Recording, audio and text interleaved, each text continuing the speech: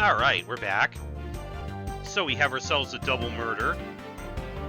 Did the two kill each other at about the same time? Or is there more to this? I think we know the answer to that.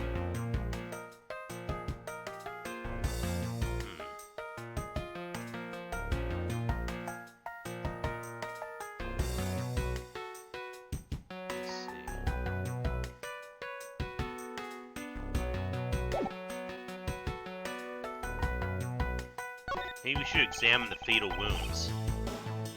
There's a knife wound in his chest here, see? I wonder if the wound matches the knife Mr. Rell is holding. Labby? Yes, sir. Verifying now, sir. Make it quick.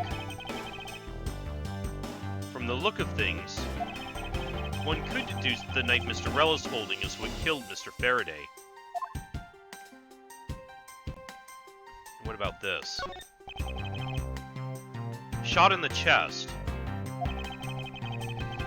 It takes some guts to fire a gun in a courthouse. I mean, I've been a detective for a whole week and I still haven't fired a single round yet. There aren't any burn marks on his clothes. That must mean... So he was shot... Oh, so he was shot from some ways away. Well out of stabbing range. Wait, burn marks? A round grows very hot as it's discharged from a firearm. Therefore, burn marks are usually left when a shot is fired from point-blank range. Ergo, Mr. Rell must have been shot from at least a yard or two away. Huh.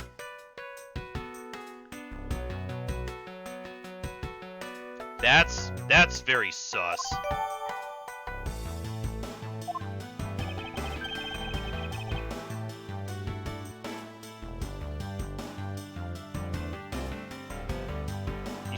You sure to know a bunch of neat stuff for your age, pal. Apparently this detective has as much common knowledge as your everyday marsupial. Let us now try to understand how the two men died. First, Mr. Faraday took out the gun, took the gun and the knife out from today's trial evidence. Then he aimed the gun at Mr. Rell and fired. However, Mr. Rell managed to grab the knife and counter Mr. Faraday while being shot. Then the two men fell together where they stood. That is my theory in any case. What a crazy way to go! Still, something about that explanation just doesn't seem right.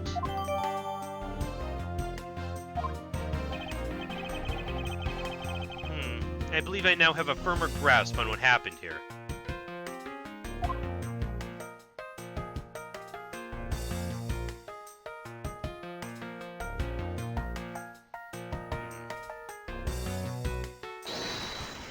Let's see.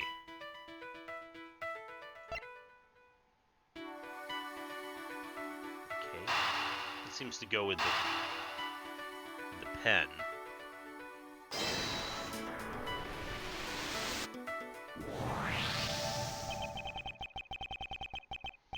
That splotch on Mr. Faraday's hand. I wonder if it might be the ink from his fountain pen. Only logical place it could have come from. Ooh, let's ask the lab guy. Detective Gumshoe, I confirm that the substance on Mr. Faraday's hand is the ink from his fountain pen. I see. Good work. Ah, you know, I've always wanted to say that, even if it was just one time in my life. Mr. Faraday wrote with his fountain pen in his left hand. Oh, but the gun was found in his right hand, wasn't it? Ooh, did somebody plant it there then? And it was noted how he fell on top of Rell, still holding the gun. Like it didn't like fall out of his hand or anything. So yeah, it might have been planted there. think it's fair to assume he was left-handed. It appears that Mr. Faraday's pen is very important to our case as well.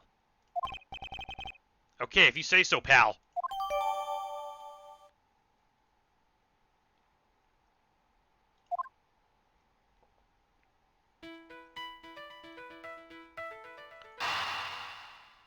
This. Plastic bags strewn all over the floor, but the ones on the table are completely undisturbed.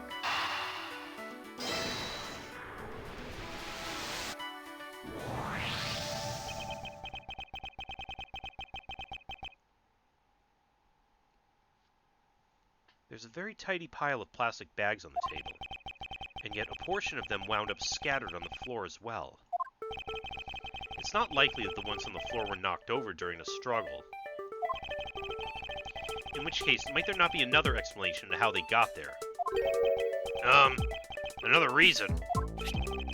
I believe it's possible that the blood on the outside of the bag is related somehow. Oh, it's on the outside, okay. I assumed inside at first.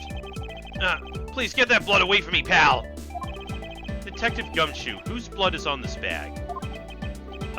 Hold on, let me ask the lab guy. Alright, please hurry.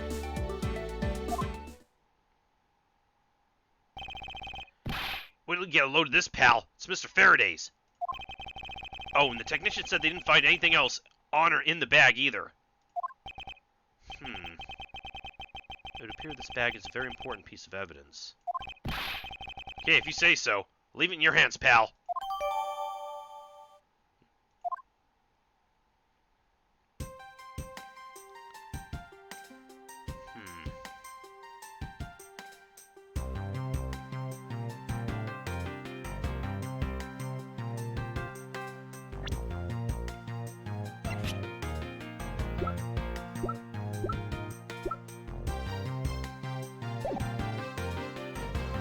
Although I think... check the bodies again. Never hurts to take another look.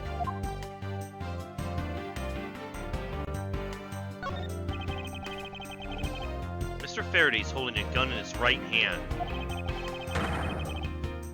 That's the one Mr. Rowe got blown away by, right? Lobby, your answer. Yes, sir. We found that the ballistic markings do match that gun. Oh, ballistic markings are, Wow, you are definitely... you are definitely still a rookie detective. Are the figurative fingerprints a gun leaves on a bullet when fired? Every gun leaves its own unique ballistic markings.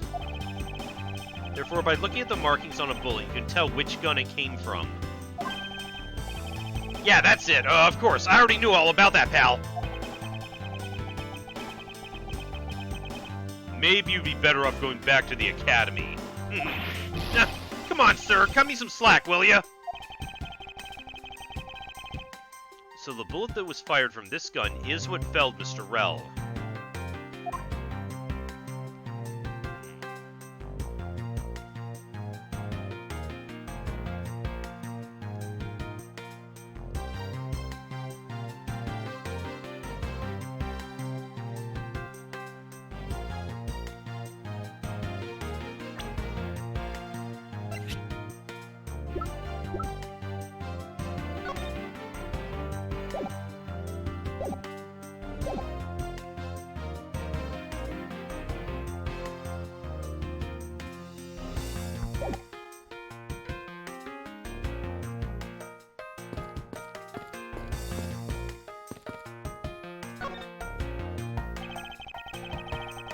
Detective Bad, do you have any thoughts on the case?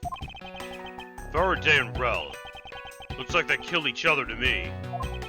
Although, there are a few things that just don't seem right. And what would they be? Why don't you try thinking on your own first, before you bother me, boy? Now I've been downgraded to just boy?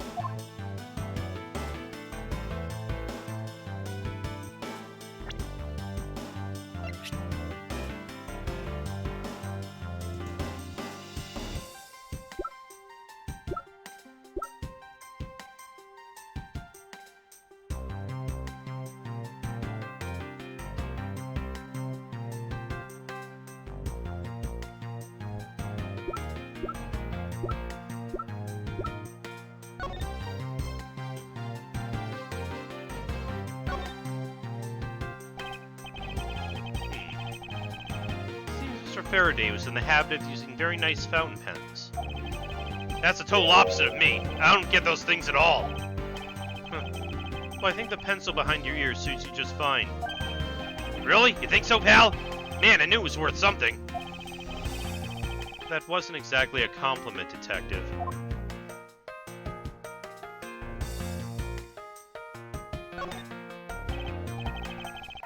Looks like a quality nib. Hey, let me test it out, pal. Ooh, this is really... Oh, I got ink all over my hand. Detective Gumshoe, don't ever play with the evidence like that again.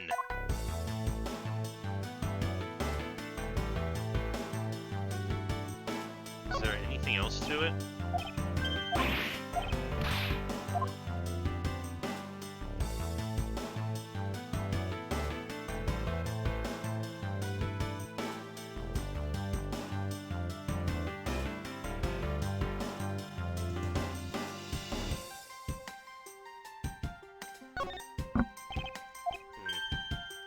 Okay, this isn't really...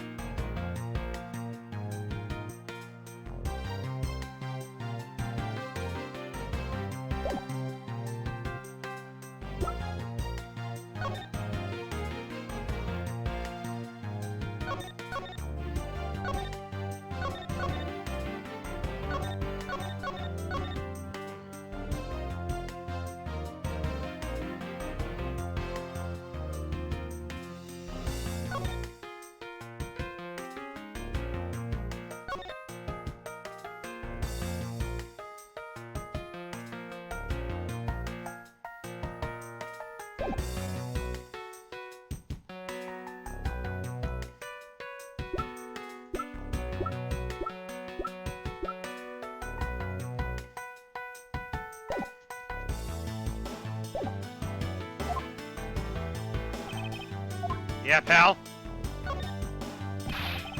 This is my first time setting foot inside the courthouse. Who would have thought it would be for my first case as a detective? But you know, I get the feeling I'll be coming here a lot more in the future. Oh, you sure will. As a suspect detective? Of course not, pal! Anyway, this lobby's actually pretty luxurious. I mean, for a defendant's lobby, it's got a pretty big TV. Oh, and there's that tea set on the table over there. Bet you didn't know I like to drink tea. Wow, this room is really decked out. If me spending time in here, maybe being a suspect isn't such a bad thing after all. I'm beginning to suspect that leaving this detective in charge of anything might be bad. But he's right, this room is rather well furnished. Somewhere in this room, the truth is slumbering. It's time to find it and give it a wake-up call.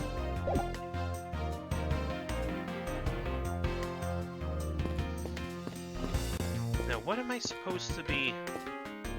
I kind of already know, but...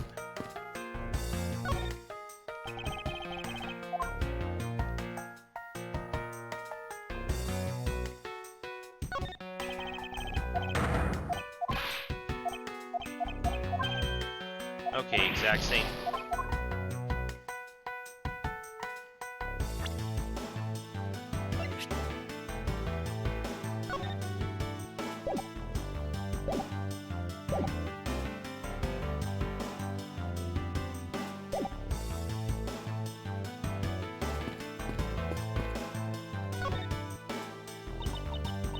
Ah, I see. Did you figure something out? This is a competition, Miles, and as such, I'd appreciate it if you didn't talk to me. As you wish.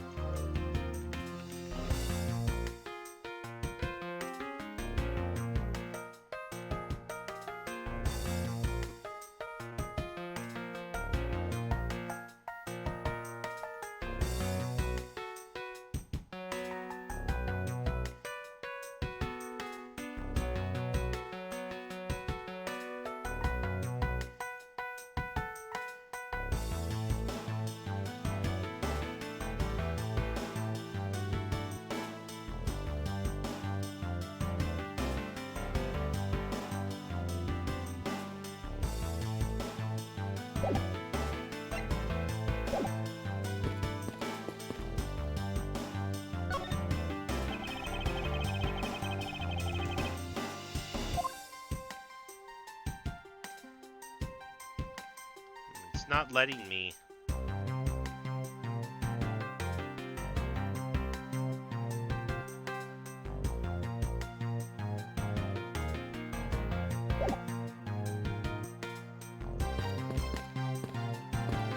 The deduce thing should be opening up, is the thing.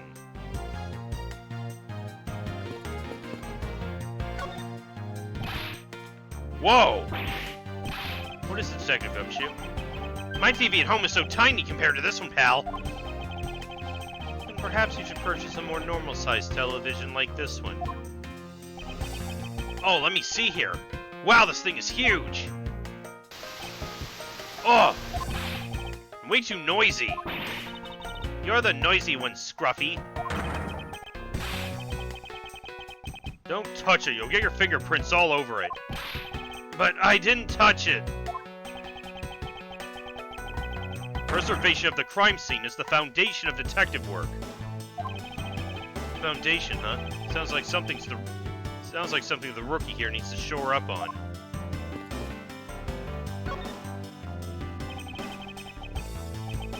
The window is open, and there's a fresh flowery scent in the air.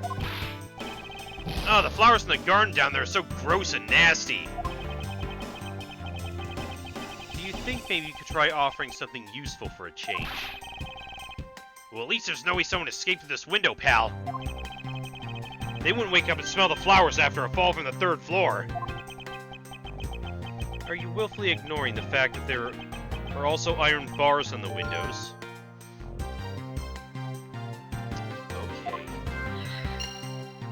Maybe we needed that piece of evidence.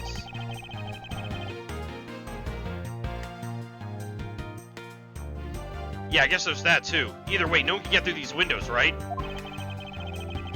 They thought of everything when they were designing this courthouse. Very nice. Yes, there's not much left to investigate, huh? They really did kill each other. No, we can't conclude that quite yet. Okay, yeah, that was what I missed, the windows. There's still something I find very peculiar here. The theory that they simply killed one another is too simplistic in this case. In fact, there's actually a contradiction that shows there's another possibility. No, wait, pal, really? I suppose I'll just have to show you the conflict in this crime scene.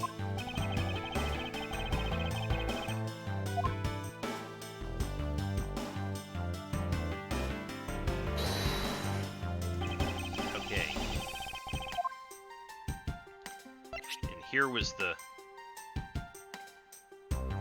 Eureka! Now we come face to face with the contradiction I spoke of, and it is this. Mr. Faraday used his left hand to write with his fountain pen. Ergo, he is left-handed. And yet the handgun is in his right hand. Don't you find it odd that the left-handed Mr. Faraday would hold the gun in his right hand? That, ladies and gentlemen, is the great contradiction haunting this crime scene. Hey, you're right, pal. That does seem kind of strange. But how could something like that happen? The facts add up to one conclusion and one alone. Someone else put the gun in Mr. Faraday's hand after he died. Someone else? Plastic bags scattered on the floor, and a gun in the wrong hand.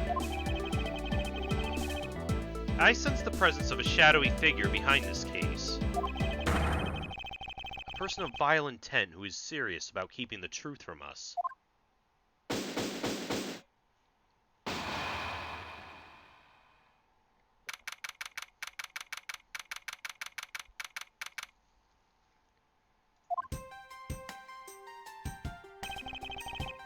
Here's the autopsy report.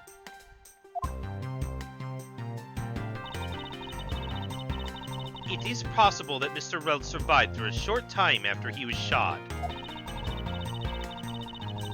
However, Mr. Faraday died instantaneously from his stabbing. Interesting.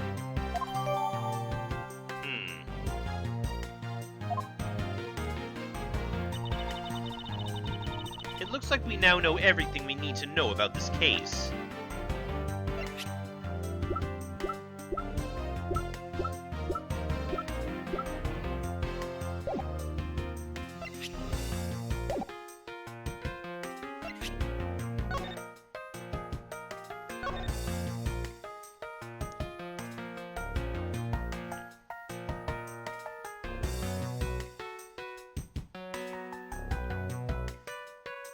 Rel was shot, but he was able to survive long enough to grab the knife and stab Faraday.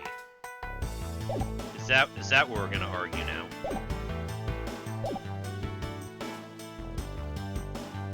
It looks like we now know everything we need to know about this case. Are you sure we know everything? Of course.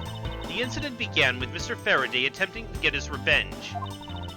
The prosecutor went into a rage from being accused and tried to kill the defendant.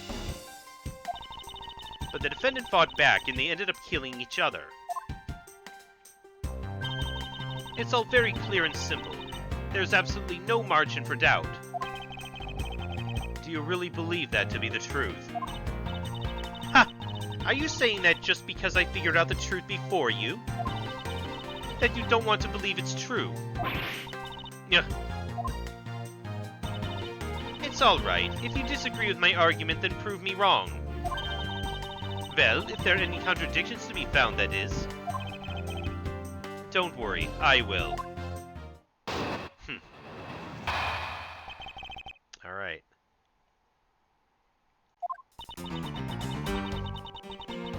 Mr. Faraday's death was instantaneous, while Mr. Rel survived for a short time. From this, it is obvious that Mr. Faraday died after he shot Mr. Rel.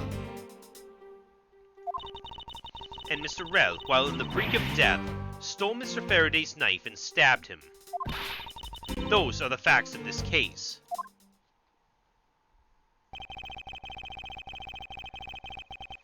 Mr. Faraday's death was instantaneous, therefore he must have attacked first.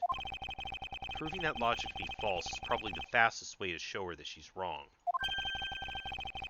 In that case, I should first look for any holes in her testimony.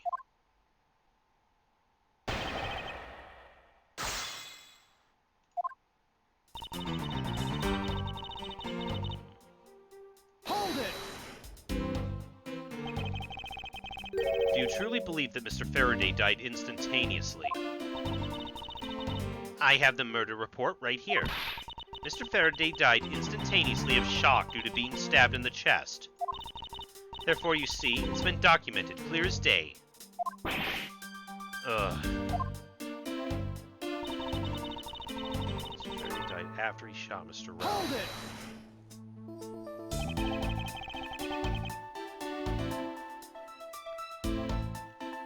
Mr. Faraday shot Mr. Rel before he died. Do you have any basis for that statement? Your foolishness has no end, does it? Now, I hate to repeat myself, however, Mr. Faraday died instantaneously. That's all the basis I need. Alright, so if Mr. Faraday died instantaneously, then he must have attacked Mr. Rel before being stabbed. You're finally beginning to catch on, I see. While the brink of death, stole Mr. Faraday's knife and stabbed him. Hold it! So you believe that the dying Mr. Rel stole the knife from Mr. Faraday. Mr. Rel became desperate as he did not want to die. Human beings can do amazing things when they are put to the test. So the two men struggled. And in the end, Mr. Rel was able to grab the knife and stab Mr. Faraday. The messy condition of this room is a testament to their struggle. Oh, is it? But we're finding the evidence we found showed there wasn't much of a struggle, as well as Dick gave us his testimony too. Yes, my logic is perfectly sound. Can Can you really say that it's perfect? What are you insinuating? Nothing. However, I can't let what you said slide by without further inquiry. One must be clear and precise. So if you could, append that statement to your testimony. Fine. They struggled, and Mr. Rell used the last of his strength to counterattack Mr. Faraday.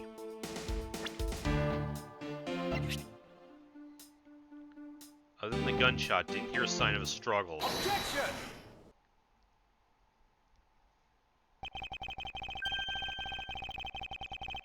If the two men were fighting, their struggle would surely have caused quite a bit of noise. However, Detective Gumshoe testified that he heard absolutely nothing. Ha! You place too much faith in that detective's testimony, you know. But for the sake of argument, let's say there wasn't a fight. How then did Mr. Rell get his hands on the knife?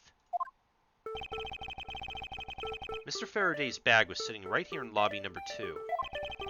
It is not hard to imagine that perhaps Mr. Rell saw a chance and took it out at some point. So what you're saying is this. Mr. Rell took a chance when he saw the opportunity and took the knife from the bag. And then Mr. Faraday shot Mr. Rell after being stabbed. There's something strange in Francisca's statement just now.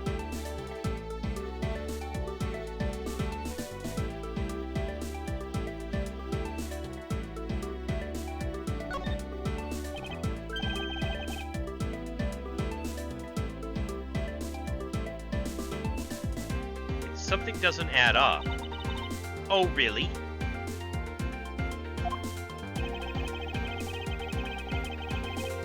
It is simply not possible for Mr. Faraday to have shot Mr. Rell after being stabbed.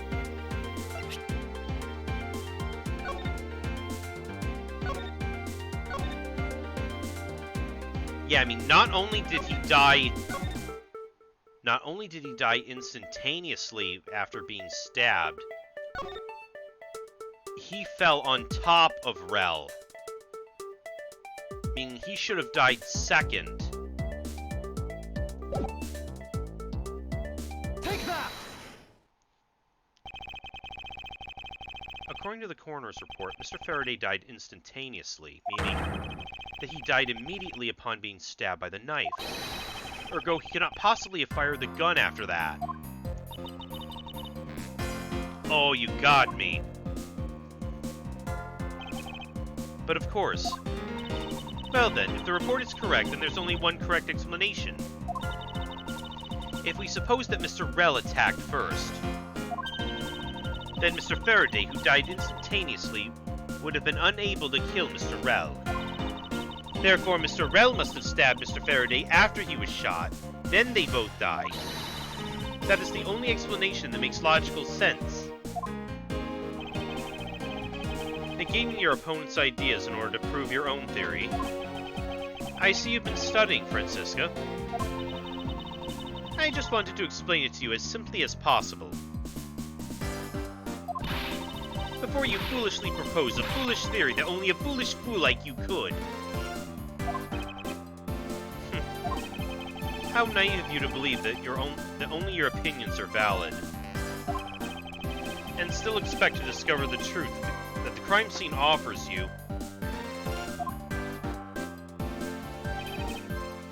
Francisca, you still got a ways to go. What are you talking about? Are you saying there's a flaw in my logic? Mr. Faraday died instantly, and the fact that he did is what gives rise to the contradiction in this scene. The contradiction here in the crime scene is the order the bodies fell. Let me get this straight. What you are arguing is this. Mr. Faraday took the gun from his evidence bag and shot Mr. Rell. Then the wounded Mr. Rell took an opportunity to take the knife and strike back.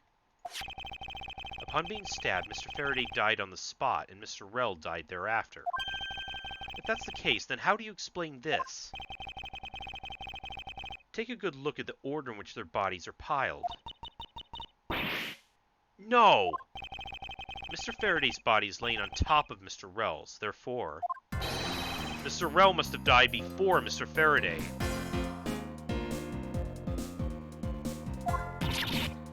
Impossible! Yes, I agree that it seems strange no matter what angle you approach it from. Which means the real mystery behind this crime scene we must solve is... No, not so fast, Miles Edgeworth. What now? I simply think that you ought to think a bit more outside the box. And it's even clearer now that the incident started with Mr. Faraday's murderous intent. She sure bounced back quickly. An explanation won't be enough this time. It's going to take some very decisive evidence to prove her wrong.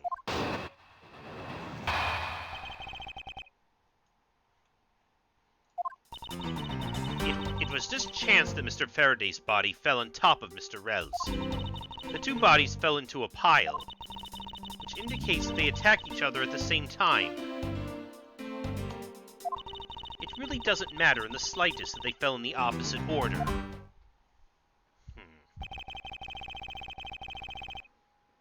I just know that Francisca's explanation isn't absolutely correct. All I have to do is find a hole in her logic. Once I do, I can then present her with the evidence that proves the contradiction. Okay.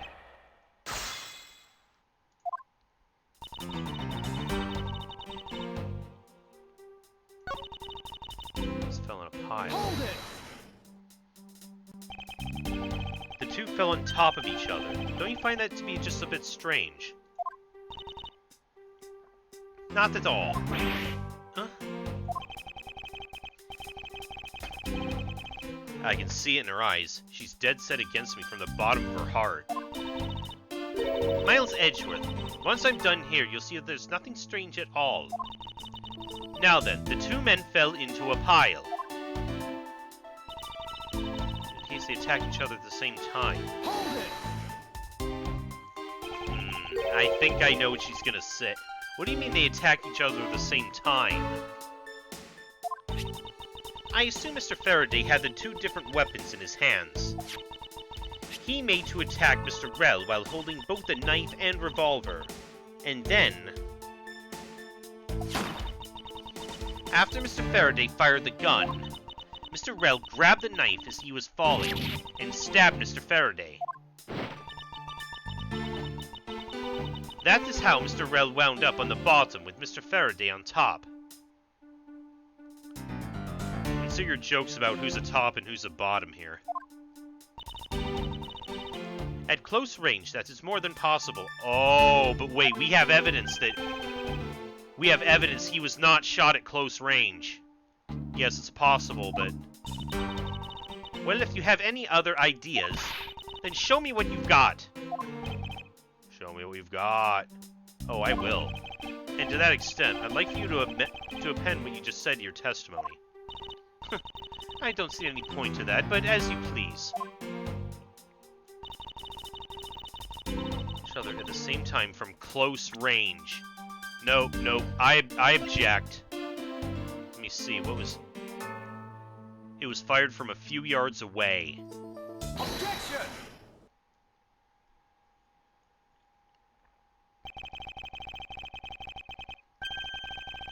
So you believe they killed each other at close range?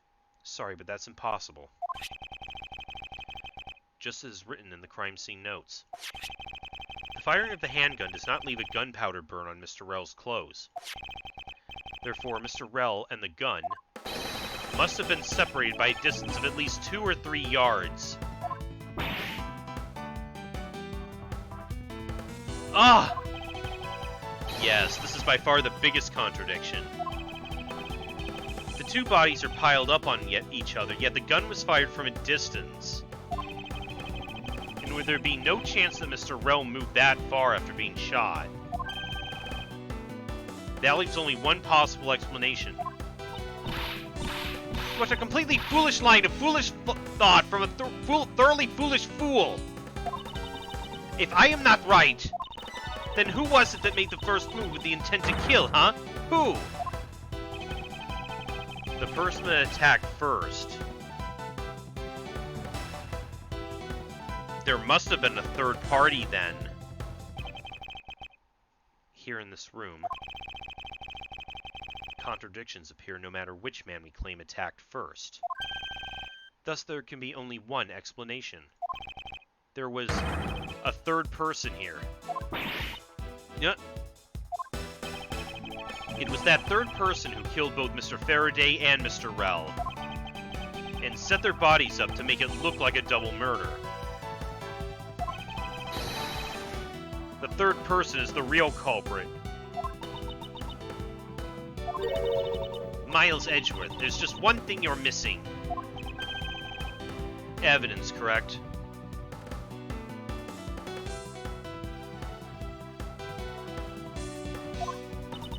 Exactly. Everything you've said up until now is nothing but a story played out in your head.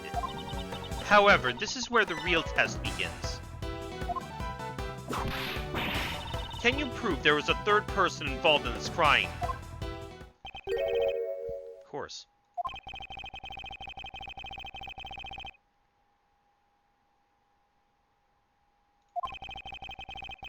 Proof this has all been a setup made to look like they killed each other. I'll present it and lay bare the final piece of the puzzle that's not yet in this place. That's not yet in place.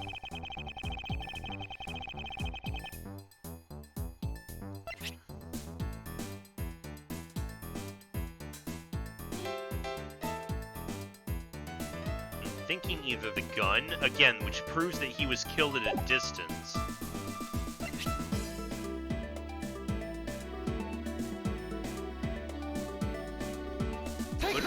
What about these bags? The gun in Mr. Faraday's hand, and the plastic bag with his blood on it. These two items point to the presence of a third person. How so? Recall Detective Gumshoe's testimony. I was in the hallway the whole time, but I didn't hear a single peep of a struggle. If there wasn't a struggle in this room, then there shouldn't be any plastic bags on the ground. Meaning that someone else must have deliberately scattered them around. Do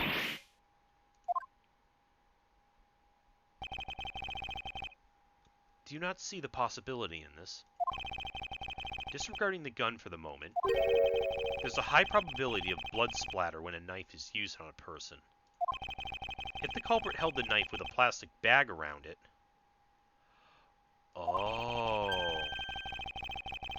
they could use the bag to catch any blood splatter from when they withdrew the knife. Then, by spreading a few more plastic bags around, mixing the bloody one in with them, and arranging the room to make it look like there was a struggle between the two, they were able to conceal their presence. Yeah. But if so, we established they couldn't have jumped out the window, and if they ran out the door, Dick would have seen them, obviously. So is there somewhere in the room they could have hidden, then?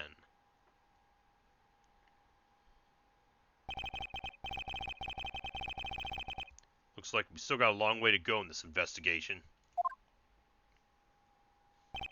Yes. Objection! Huh? Who's this? Oh. The heck's up with you, pal? Mr. Bad, I advise you to place Detective Gumshoe under arrest.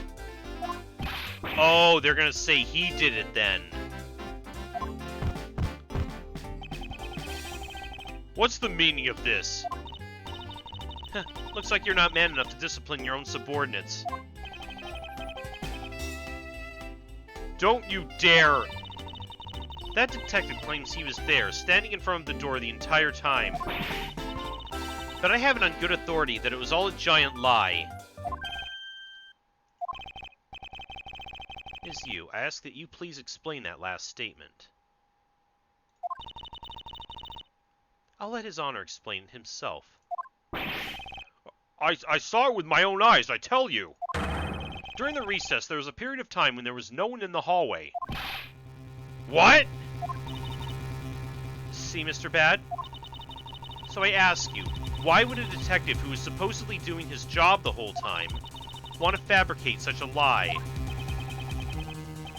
Gumshoe, did you kill Faraday? No! Of course not, sir! It would appear that the one who set up this whole crime scene is that detective, which basically renders his testimony a complete lie and wholly invalid. It looks like your perfect logic has just come tumbling down, Miles. Oh no. Ugh. I was in the hallway the whole time, but I didn't hear a single peep of a struggle. Was that statement really a lie? Detective Gumshoe, you're now a suspect in the murder of 2 men. Now spit out the truth, or so help me. I haven't lied to anyone, sir, honest. I really was really there. I was in the hallway the whole time. Hold it! Detective Bad, I ask that you please do not act without my permission. After all, I'm the one that's heading up this investigation, am I not? Don't talk like you know what's going on, boy. All I want is for this investigation to run perfectly. Perfection is the only wish of a disciple of Von Karma, after all. Therefore, before you take Detective Gumshoe into custody, I'd like to set the record straight on something. And what's that? What should I ask Detective Gumshoe about? State of the hallway. I mean, does he have a motive? I suppose the one thing I'd like clarified is Detective Gumshoe's motive for committing this crime. Motive, huh? Gumshoe, you got a grudge against Faraday or anything? No, sir, not me. Not a single bad thing against Mr. Faraday, sir. Is that a fact? Objection! You really have a problem with lying, don't you, Detective Gumshoe? Huh? I'm telling you, I'm not lying! The more unnatural you act, the more suspicious you become, you know. If you want a motive, Edgeworth, I have one for you right here. Could you please share it with us? However, be forewarned that I won't hesitate to object to flights of fancy.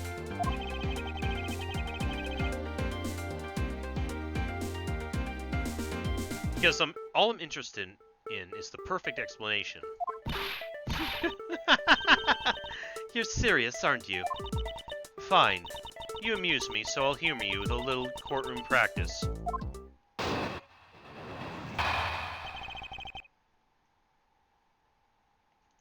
It was, why are you doing your makeup now? It was about a week ago. I saw the detective get chewed out by a livid Faraday in front of the precinct. He stood there super pale as Mr. Faraday yelled, "That's a salary cut for you, you nitwit." A brand new detective suddenly getting his salary cut. That's reason enough for a grudge. Well, how's that for the perfect explanation? You totally misunderstood me, pal! No matter how mad I get, I could never hold a grudge! Quiet. We can't trust anything you say. Sir! There's nothing wrong with the motive she proposed, per se. But there are some gaps in her logic that need to be filled in. Mr. Yu's perfect explanation may not be so perfect at all.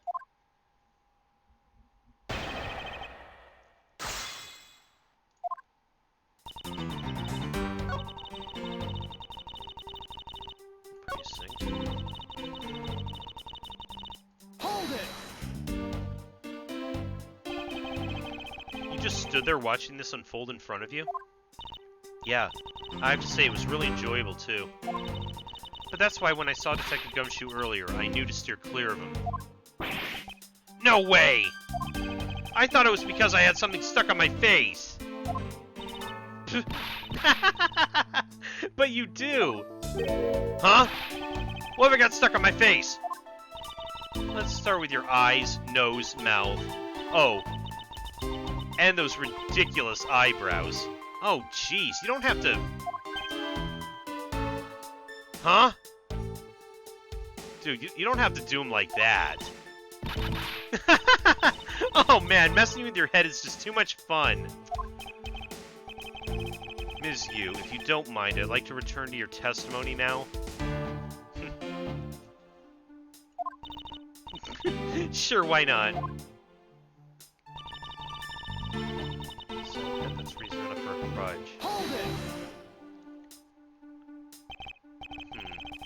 To cut a new detective's salary right off the bat like that. I'm not really familiar with the way you guys relate, but isn't that common practice? Speaking of cutting my salary, didn't you threaten to do that to me earlier too? I suppose I did. It's only natural to cut a worthless detective's salary down to their actual worth. My father can even fire anyone, new or old, with a snap of his fingers. Do you think maybe that's reason enough for detectives to hate you people? Well, I guess.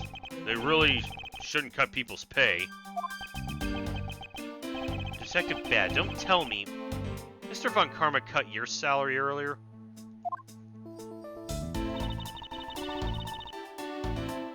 Hold it! You call your explanation perfect? Is it not to your liking? Unfortunately for you, it's just not up to my standards. Oh? Is there something you want me to clarify in that case? What should I do? Should I raise an objection? Probably should. Alright, if you can clear this one thing up for me.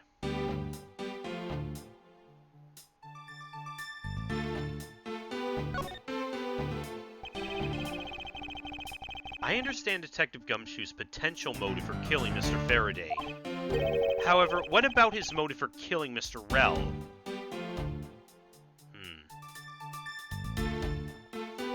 Although, again, possibly to create the cover story that the two killed each other.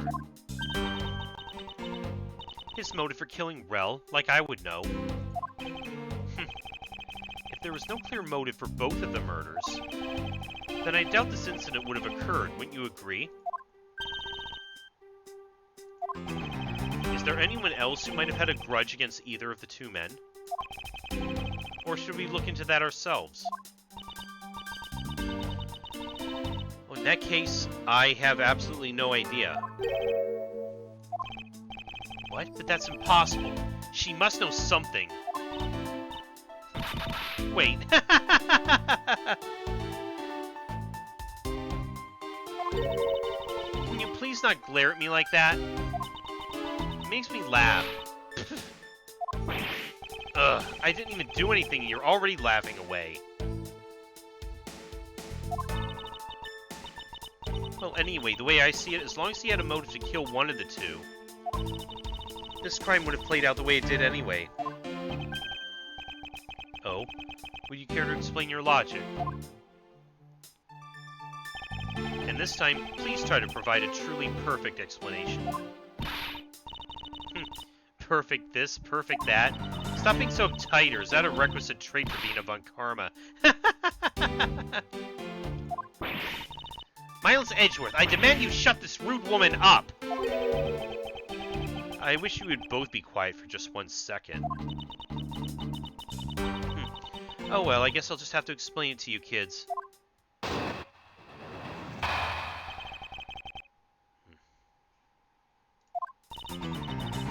There's no one out there with a motive to kill both Mr. Faraday and Mr. Rell. All you really have to establish is that someone had a grudge against one of the two men. Mr. Rell, who happened to be there, became a witness to Mr. Faraday's murder. Therefore, he was killed out of necessity and set up to look like they killed each other.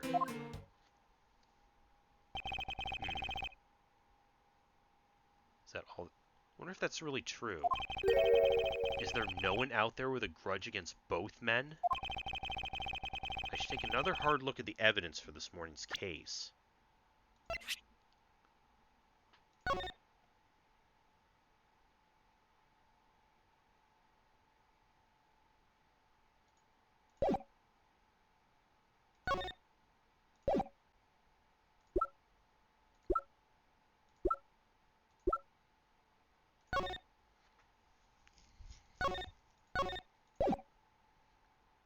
Wait. Take another look at this.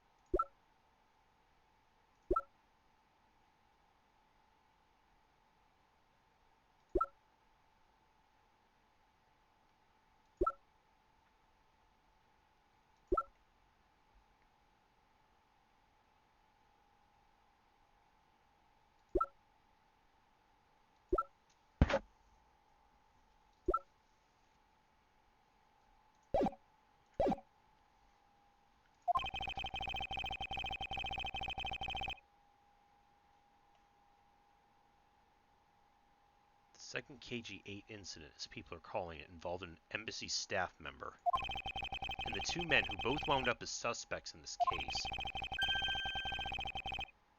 Is there someone else I'm overlooking who is somehow related to them?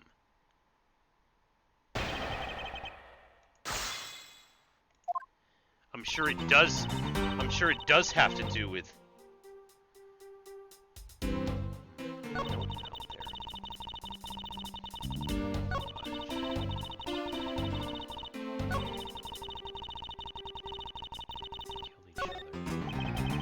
I have to admit, her explanation makes sense.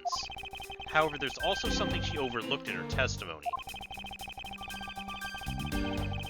I should present that piece of evidence and see if I can make her see the truth.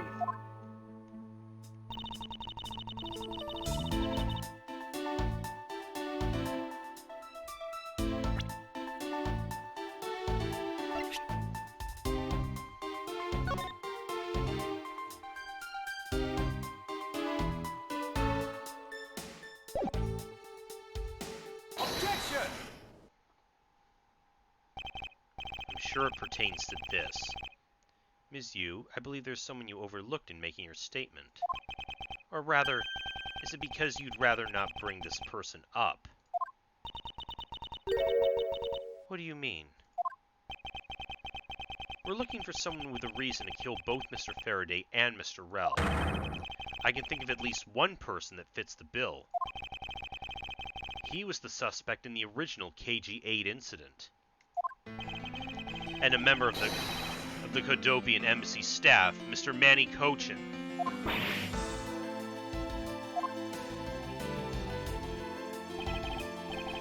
That's right, the very man who came to visit you earlier out in the hallway. The man who killed a member of the Kodopian embassy staff, Mr. Rell. And the man who is the lead prosecutor of the KG-8 incident, Mr. Faraday. Are you telling me that Mr. Cochin has no reason at all to kill both of these men? Well, I suppose he might have a reason or two. You covered for me, pal! Maybe you're not such a bad guy after all. Don't get ahead of yourself. You're still a suspect, make no mistake about that.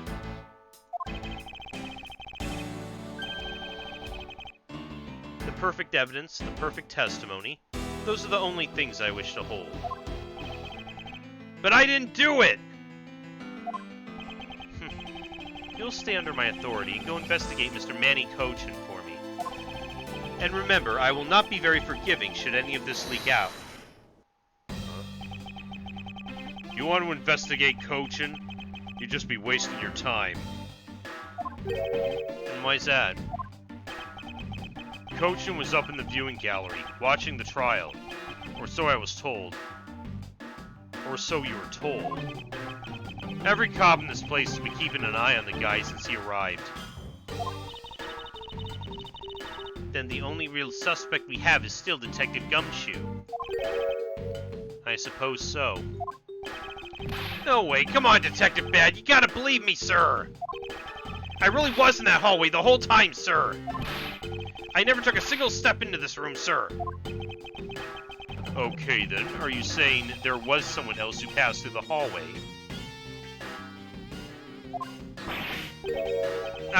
No, there was no one else, sir. Then why should I believe you didn't do it? That is one incredibly foolish detective. Standing right in front of a crime scene all by himself. It is as good as a confession of guilt. I have to admit, it's a bit strange. Most criminals will fabricate some sort of lie to escape their crimes. And if that detective really wanted to prove that he's innocent, you'd think he would at the very least offer up I spaced out while on duty or the like. That's true. Come on, Gumshoe. Time for your interrogation. Detective Bad?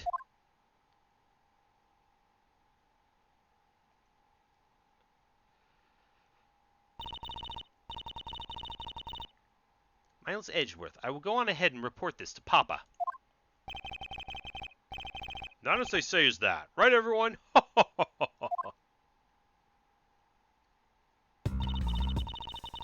Well, I suppose we should both be going back to our real jobs now, huh? Before we do, Miss Yu, there's something I would like to speak with you about. What is it?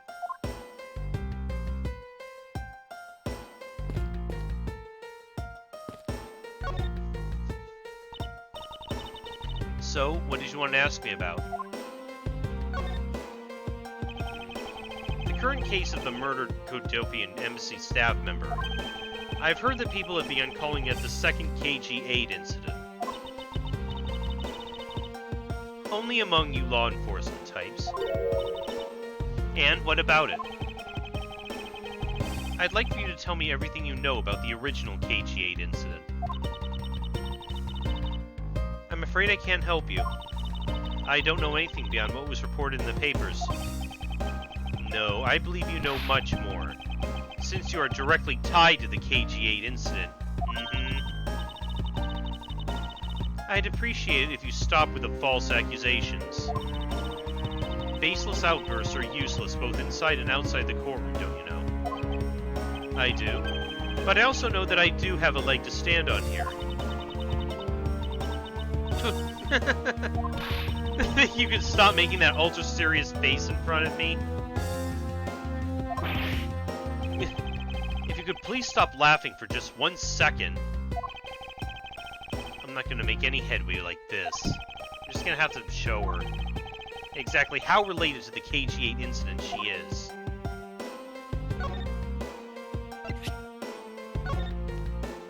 Yeah, again.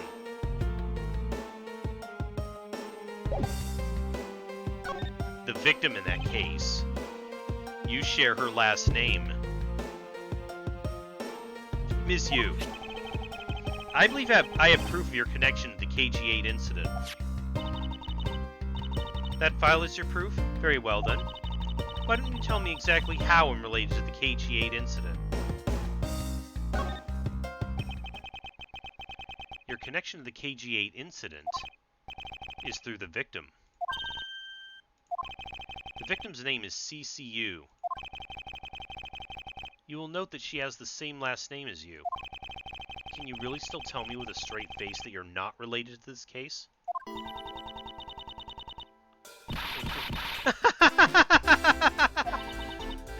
Sorry, but we're not related. What? Just kidding. You asked that question with such a serious look on your face that I couldn't help but... Ugh. Miss Yu, I ask that you please tell me the truth.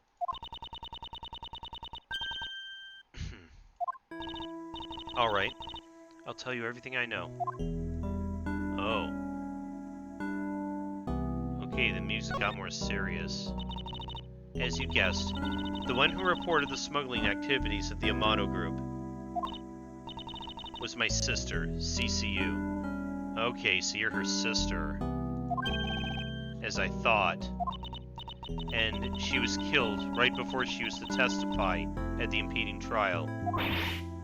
By Manny Cochin. But because he was tried once and was acquitted, he gets to live out the rest of his cushy life, completely carefree. Oh, double jeopardy and all that? All because of a lack of evidence. No, I heard that the evidence to convict him did exist. What? I heard it from Mr. Faraday himself, after Mr. Cochin's trial was over.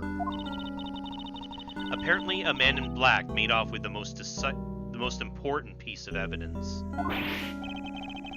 Then the evidence had been tampered with. Isn't it just like a criminal to do something like that?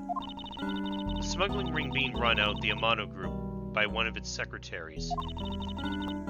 They bailed Mr. Cochin out. Turns out they were in league with each other all along. How big was that smuggling ring? Was it a large operation? I don't really know, which is why I wanted to become the lead defense on this case that people are calling the second KG8 incident. But I haven't learned anything new at all. I was probably expecting too much, I know. You mean you think this case has nothing to do with the smuggling ring? I don't know what to think.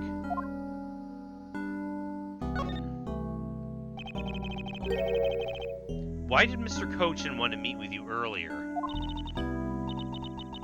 Actually, he came to watch the trial. Apparently, he only found out that I was the defense lawyer on this case after he had arrived. He figured he should say hi, and one other thing. Looks like you couldn't resolve anything this time either. Too bad. What's that supposed to mean? Oh boy, stop it with the scary face already. I'm fine, really. I gave him a good slap across the face. The way she talks about slapping him as she laughs away is kind of creepy. But it's just as Mr. Bad said. He's not related to the double murder. I asked around and people in the gallery claim he was in his seat the entire time. Talk about cruel fate. Well, this is about all I know. Sorry. Guess I wasn't much help, huh? That's not true. I'm sorry I made you recall such a painful time in your life. Edgeworth, you really are too serious for your own good. You really need to learn to relax. We wouldn't want you to die of stress, would we? Thank you for the advice, but there's no need to worry. I work in my own way, and I will catch this criminal in my own way as well. You'll see. Look at you with your game face on, ready to go. I'm making no such face. Did you know? Laughter's the best medicine, Edgeworth. Don't you get tired of making such a serious face all the time? I see. Does she... She's one of those she laughs to heights, her kind of an inner torment. I'm charged with making sure that all criminals of this world are found guilty. I have no need for laughter. There you go, making that face again. Oh well. I've got to get going. I still have a few loose ends I need to tie up.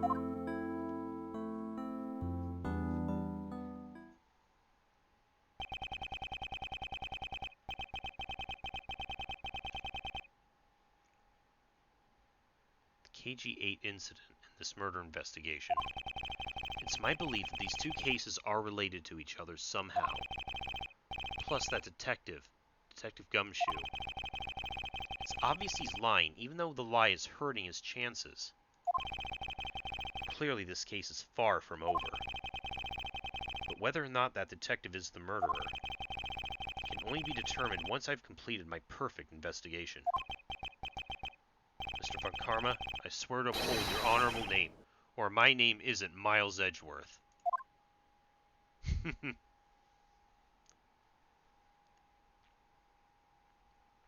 Nice. But on that note, I think I'm going to have to call it a night here. I hope to come back to this tomorrow.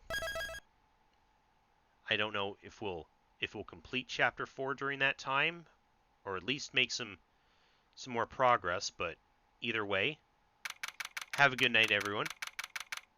I will see you later.